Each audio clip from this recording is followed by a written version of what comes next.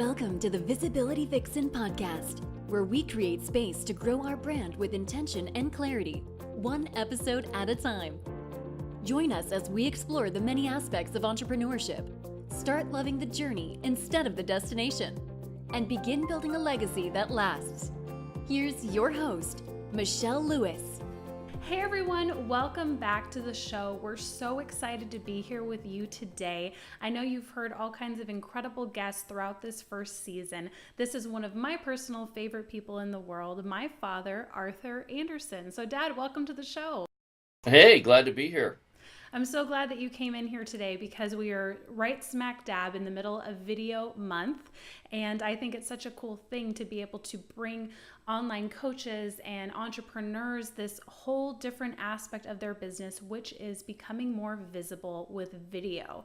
It's so necessary.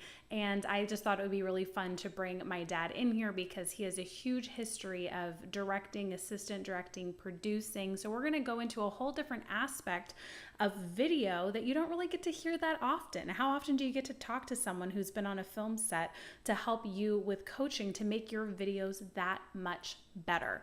So Dad, why don't you give them a quick rundown of kind of what you've done in the industry and how you got started and what that led you to do? Okay, sure. I started out in college getting in the industry, and that was at USC. Not University of Southern California, but University of South Carolina. But I can always still say I went to USC, even though I was a little disappointed that we had a rooster for a mascot instead of some, lion or tiger or bear or something like that. And I started out, oddly enough, doing stand-up comedy.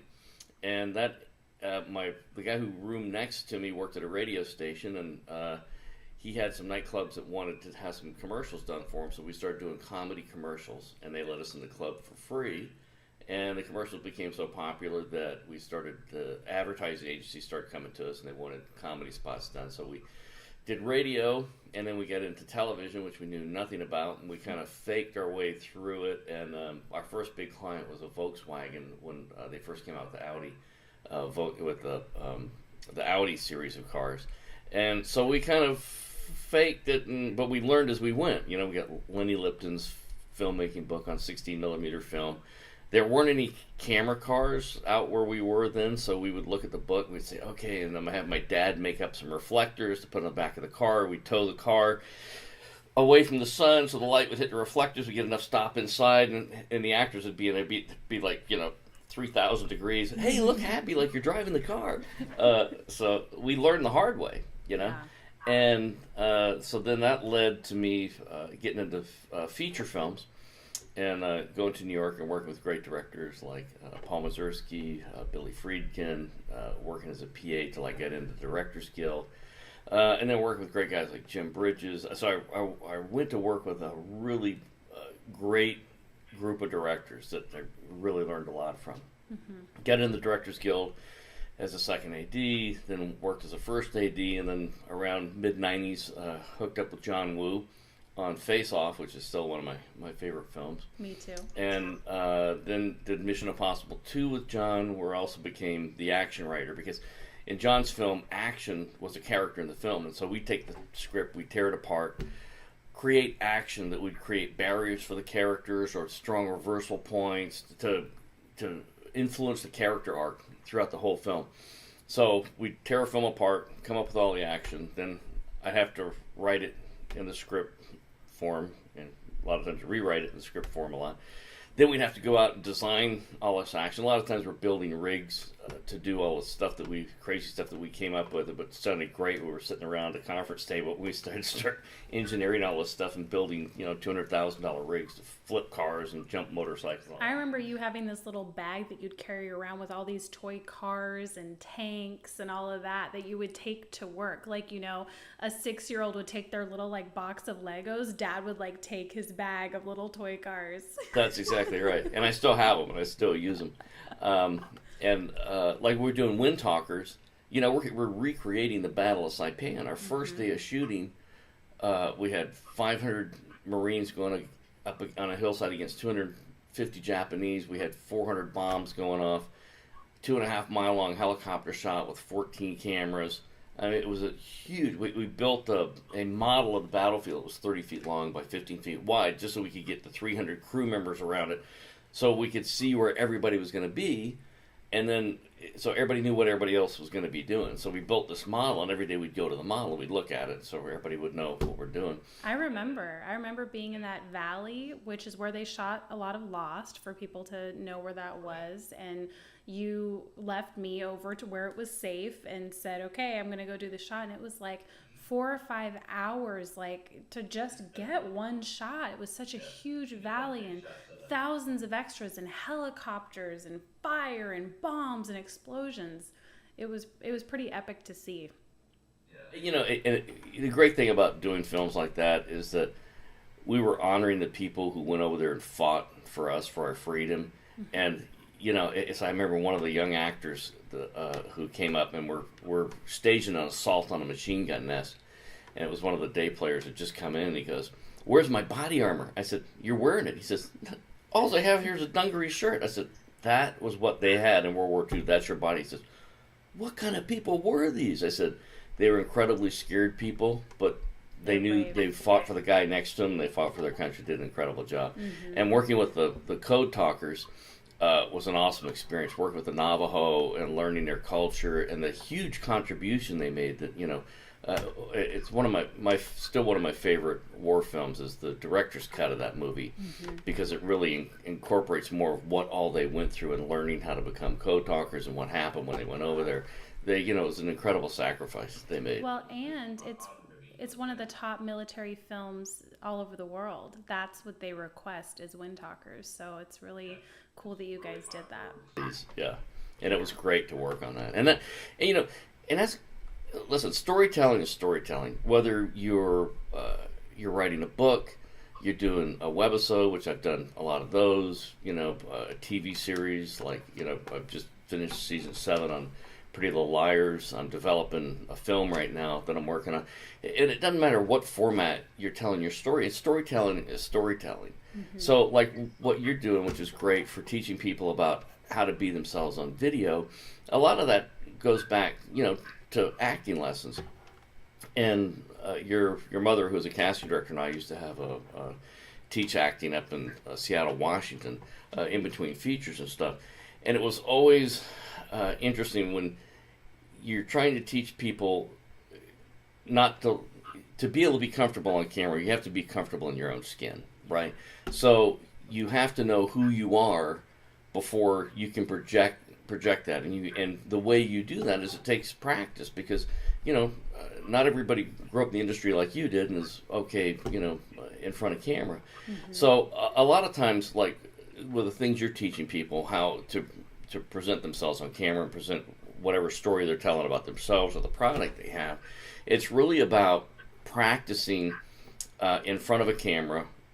Like if you're selling a product, and listen, a lot of times I would direct commercials back in the East Coast where, you were using people who they were athletes and stuff. They weren't used in front of camera. So you had to spend a little time with them in advance on not being nervous. Mm-hmm. So the way you do that when you're doing a video, you're selling a product, you're presenting yourself, is you've got to spend some time working with that material. And the great thing is now they have the small teleprompters you use your iPad on, you put in front of your camera, very inexpensive. Mm-hmm. You can do it that way. Mm-hmm. I suggest you become very familiar with your material beforehand so you know exactly what you're going to say.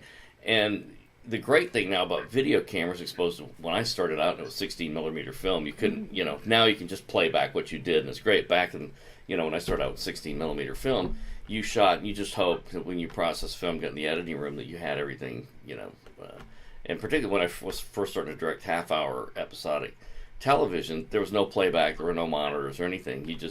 You stood by the camera, you watched the actors, and you said, and you would sit on the camera, you'd do a rehearsal, so you'd watch it through the camera operator would get on, you'd do the take, and then if I was happy with the performance, I'd look at the camera and say, was that good? And then I had to trust him that, that the shot, all the technical parts of it were good.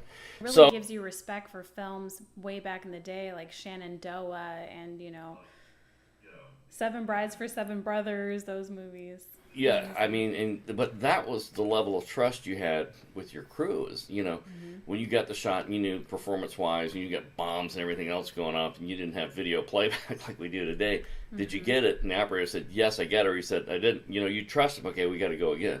Yeah. But now, we have all the modern convenience.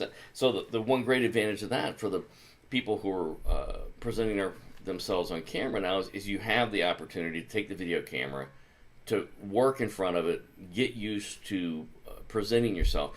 And one of the techniques I often use is that to get the person to help be themselves when they're trying to project themselves on camera. So pretend like that camera is your best friend, okay? And you're going to tell them a story.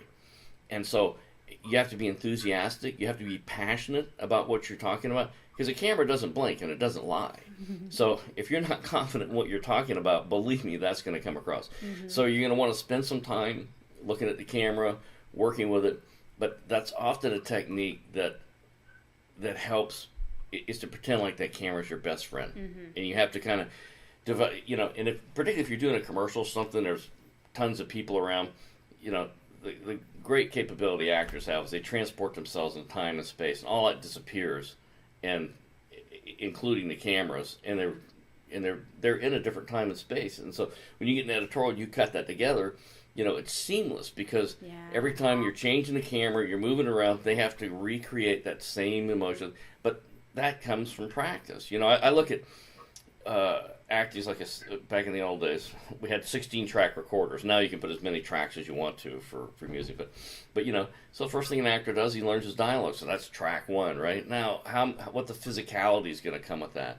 Then what kind of props and stuff do I don't want to work with, right? So you're laying on all these different layers. And it's kind of the same thing for video when you're talking. You can tell somebody on video if they're really passionate what they're talking about, because they have facial expressions. They're not sitting here like this and they're just talking about a product like this. I mean, you have to put your heart into things, no matter what you're doing. If it's a TV show, if you're doing a webisode, if you're you're selling a product, you've got to be passionate about what you're. Let's differentiate between just the pitching passionate and the real passionate, because especially nowadays people kind of get that personality thing down, but you see when they're selling and they're overselling, and it's because you need this and this and this, and you don't want to be a used car salesman. That's for sure. And so at least for me, what I do is I have an intention every time the camera goes on, and there's no expectation with it, but it's I love you, because maybe I'm the only person that's brought that into your space in your life. And if so, my mission is accomplished. So if you have that one phrase that you can say to yourself that you're saying to your audience right before you push record, I think that's such a powerful thing that comes through the camera. Yeah.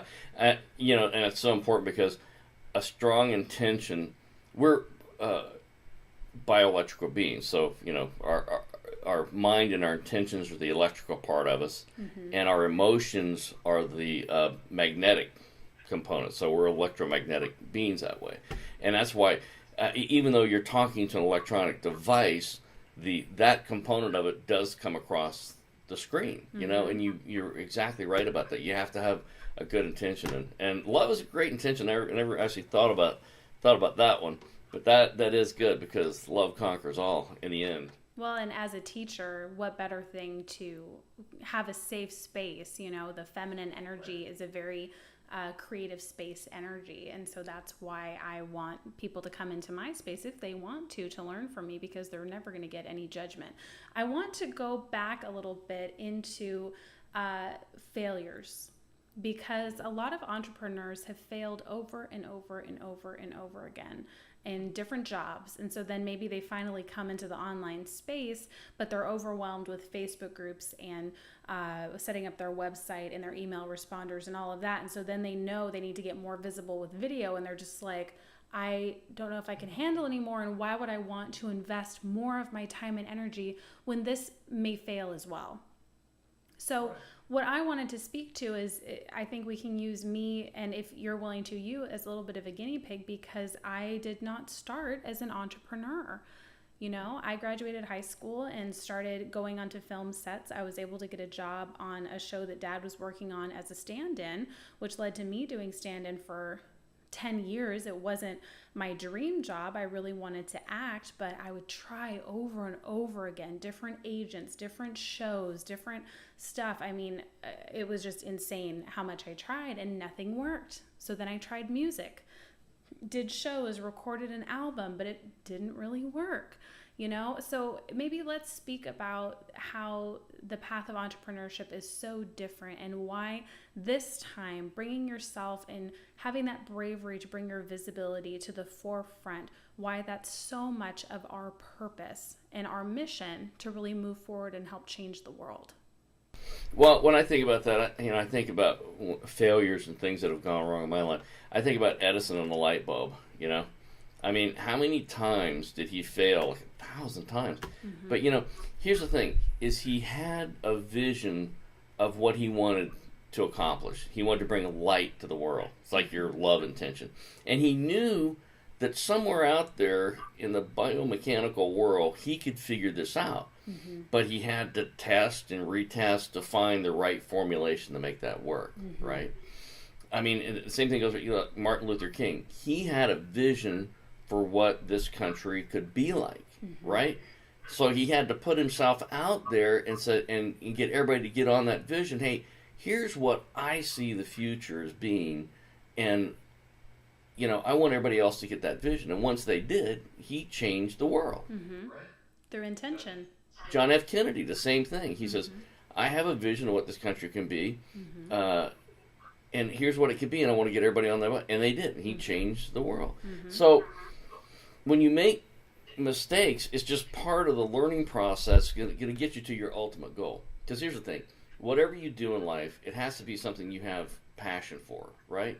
But sometimes to get there, you have to do other jobs that you use as a learning experience to be able to accomplish that. So, like, mm-hmm. say for you, well, you grew up on movie and television sets. Well, you learned about camera, you learned about lighting, mm-hmm. you learned about acting, you were in the music world, so you learned about music.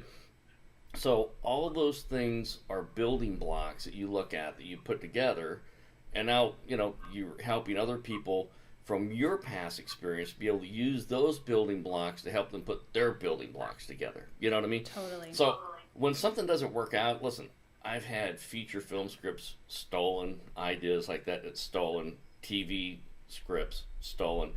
But, I never hold that against those people because, what comes around goes around, and I always figure when somebody does something bad like that to you, the what they will end up reaping in the end is much worse than what you could ever do. So I just let them release them with love, is what I tend to say. So, but however, I learned from those experiences, and through those experiences, I met people who ended up working with creatively on other projects. So I looked at it. Okay, somebody stole that idea, and they completely ripped off what I did. But I met so-and-so who's a great person, and now we're working together. And so when things like that fail, when people rip you off, they steal stuff from you. Listen, sometimes you take legal action if you can prove it. Writing's one of the hardest things to prove legally. But you have to look at all those experiences and I wrote some great projects, and, I learned from writing. You always learn from writing. And I've, rewritten 3 major motion pictures. So that early experience of having those things stolen helped me, because then when I get in, I was rewriting, tentpole motion pictures. If I hadn't had all that experience, I'd have been lost, And for me, it was a combination of things, because I work on the creative end and I work on the production end. So all of that background experience has helped me out now, because now that I'm involved in developing lower budget motion pictures, all those skill sets, I really need to be able, when I say, okay, Nick, you've only got X amount of dollars to make this, here's the box you have to make it in. I go, whoa, how am I going to do that? Okay, so, well, I have the writing skill set, I have the production skill set, so you write to what the budget is, right? You have to know what the end of the budget is, and you have to back your way up in the box. The same thing we've done on, major motion pictures, and the studio comes in and says, well, you can't have $200 million. You can only have $165 million. And that sounds like a lot of money, but when a giant action picture, it's not. And so then you reverse engineer, and you say, okay, we're going to allocate this much for this sequence. This one, okay, now we have to write to it. Oh, great. So, Well, I think you're speaking to some really good points, because as an entrepreneur, you do have to wear a lot of hats. And I know for me, definitely, like Dad used to have me go and tape different events, and then I would come home and I'd be on like the original Avid computer system that we had, where you could edit like 15 splices and then it would shut down and you'd open it back up and it would only keep 10. So it was like a constant like trudging. It used to drive me crazy because I was, in middle school or something. But I'm so grateful for that, because now I record my videos, they're right into the editing system, and I know what to do. And as an entrepreneur, I was able to go and record events for other entrepreneurs in New York and do a great exchange for that because I had that skill set. So if you're listening to this, don't feel discouraged if you're like, well, I don't have those skills. You may not have those skills, but you have other ones. So really go through your past, these different jobs that maybe you see as failures that didn't work out, and start figuring out and writing down what skill set did they build in you. Because that really changes things. I mean, I build an e-course now, and I know that I'm going to do a little video intro. I take the music from one of my albums that I'm doing like an interlude or something, and I put that in there. Like, you never know what you're going to use from the past in your present as an entrepreneur. But what you have to be careful of is when you're recording videos, if you're still feeling really dejected from those past failures, it comes through on the camera. It puts these little layers of like glass in front of you and the screen so you can't touch your audience. So you have to really work on your mindset and your affirmations to go, every single piece of my past built me into this incredible person today that is deserving of success and abundance and whatever other word you want to put with it, because that's when the connection starts to change. And that's when the passion for bringing what you want to bring to the table comes through, where you want to record videos. And when you record them, that passion comes through and people are excited to watch them. It's a whole huge like interweaving web of a tapestry. That's what entrepreneurship is, I think. No, it's a great, I think, summary of what it's all about. And here's the thing, is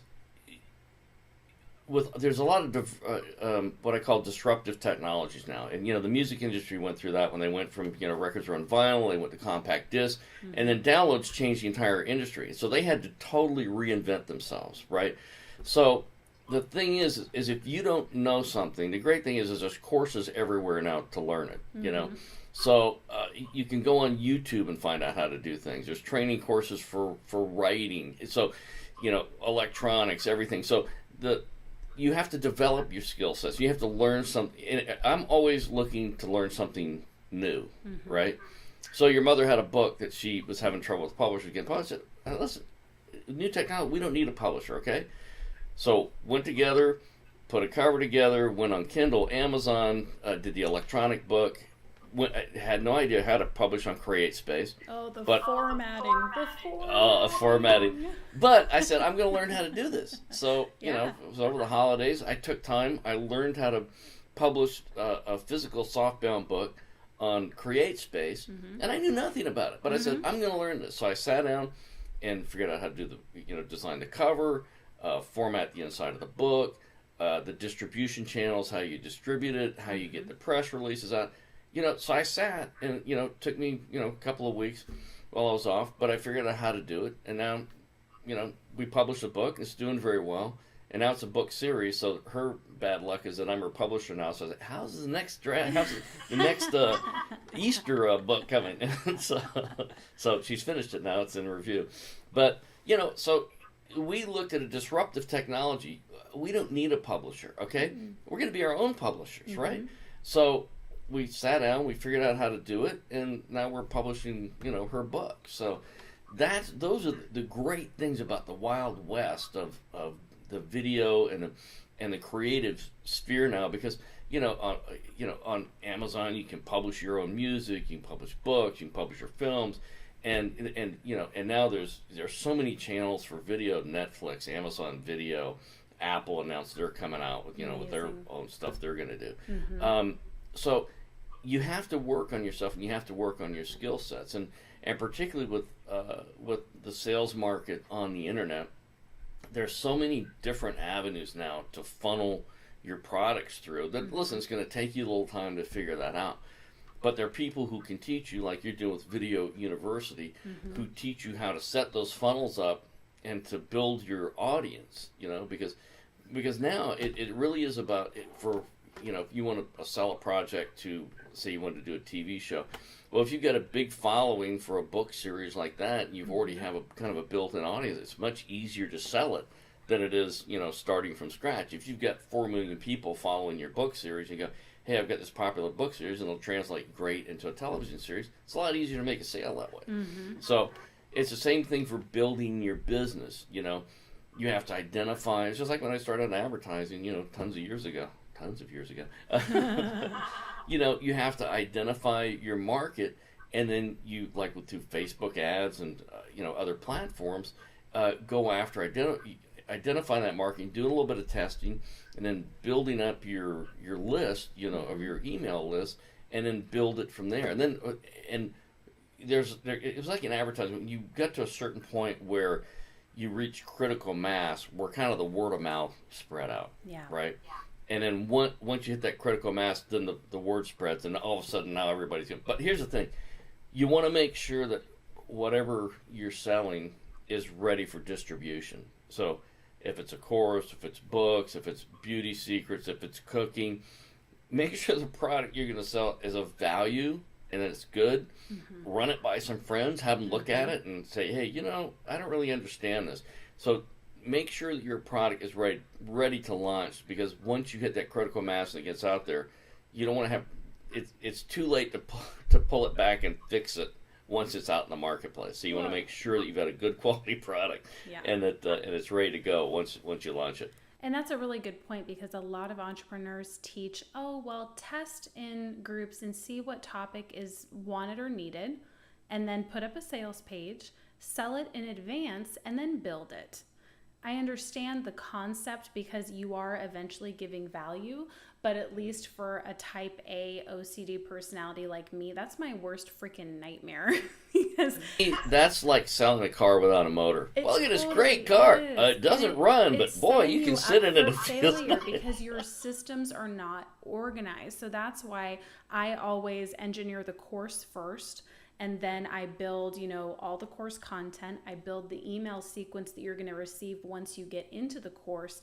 Then I go back and go, what is my free opt-in going to be? So like for Video University, which I'm selling now, the free opt-in is the visibility training, where they're able to get into a free course. They get 4 videos where I'm talking about this heart visibility stuff that you and I are mentioning. They get the different podcasts like this episode so that they can see, do they like working with me? Do they like my teaching style? And then they can go into the course. But you're not going to give your customer, your tribe member, your ideal client the best experience if you're flailing around trying to steady them and go, okay, well, what do you want now? Okay, well, what do you want now? It's just not the way to do it. First, you need to really dig into what your strengths are, create what you can really teach well, and then attract people that want to learn from you. I don't really understand why they teach it that way. It would be like me doing a trailer for a movie and selling tickets, and people go into the theater.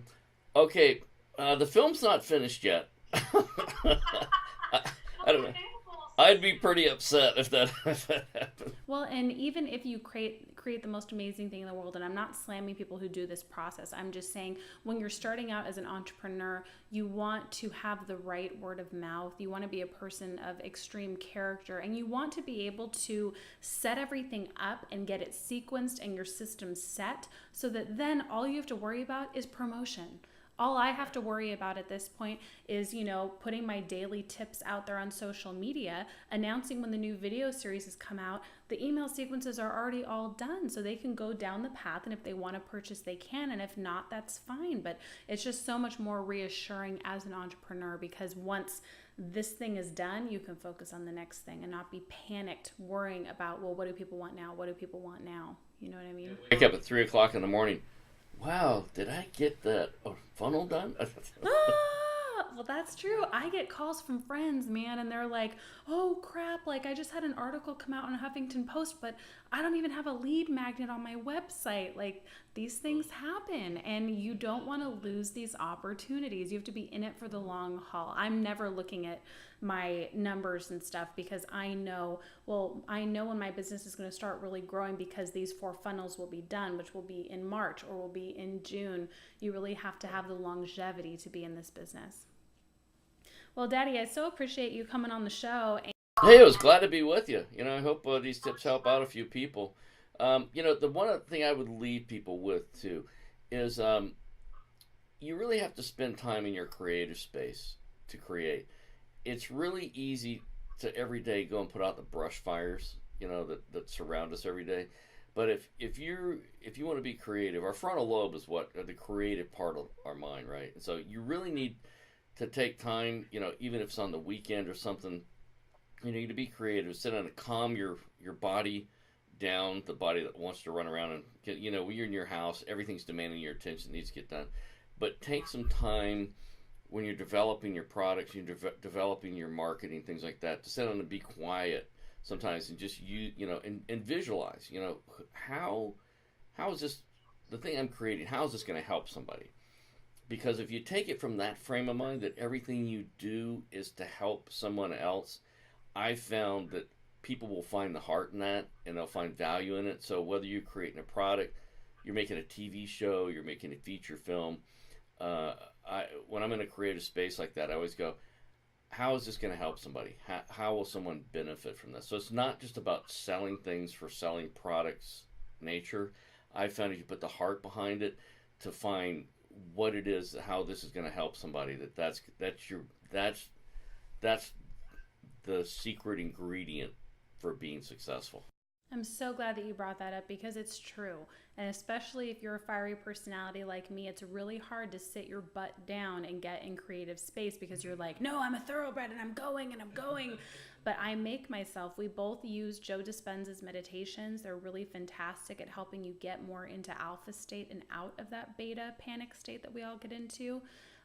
It's a fantastic resource, and I know that me being in that space regularly contributed to the massive amount of content that I'm creating now, and that's the only reason. Yeah, you're pretty amazing with those. I'm just looking at your board behind you there. I'm exhausted just looking at all. That was from a live stream. We were teaching people how to optimize their strengths for their business, which was fun. So anyway, if this is resonating with you, if you're feeling like, I know I need to get more visible, I know I need to be on video more, but I'm just kind of feeling nervous, I don't know where to start, I'd highly recommend the Visibility Training Series, which you can get at michellecourses.com. It's free. You can log in and see all those videos and Dad and I's podcast again if you want another refresh.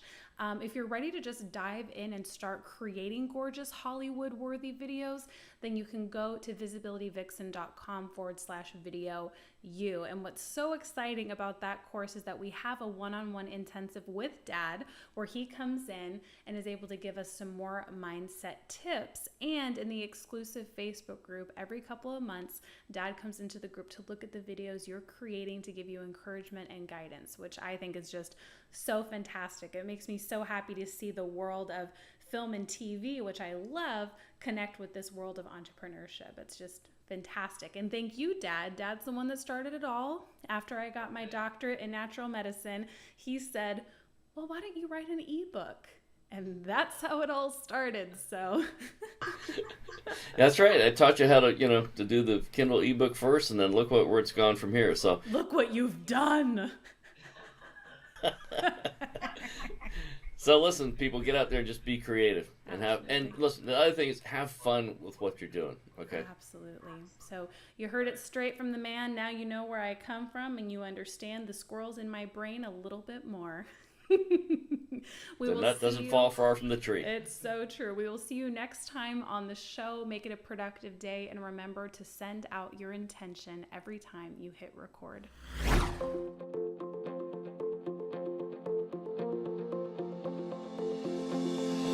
Thanks for listening in today to the Visibility Vixen podcast. Subscribe now and share with a fellow Vixen who wants to start building their visibility. For more fire in your life and brand, visit visibilityvixen.com.